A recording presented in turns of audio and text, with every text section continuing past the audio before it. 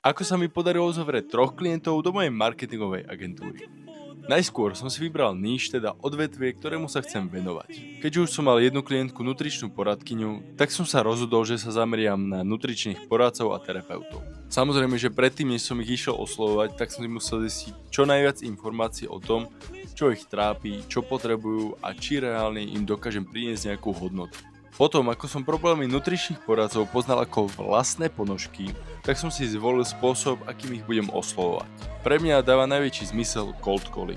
Keďže v minulosti mi robilo problém si robiť zoznam lídov, ktoré mám osloviť, tak teraz som to dal spraviť niekomu inému, aby som zbytočne neprokrastinoval. Keď som mal zoznam, začal som obvolávať najskôr 10 ľudí denne, potom 15 a maximálne to bolo asi nejakých 25. Takto som každý týždeň obvolal minimálne 60 až 80 ľudí, pretože som nikdy nestihol obvolávať 5 dní v týždni. Takto som si dohodol vyše 15 hovorov po 300 osloveniach.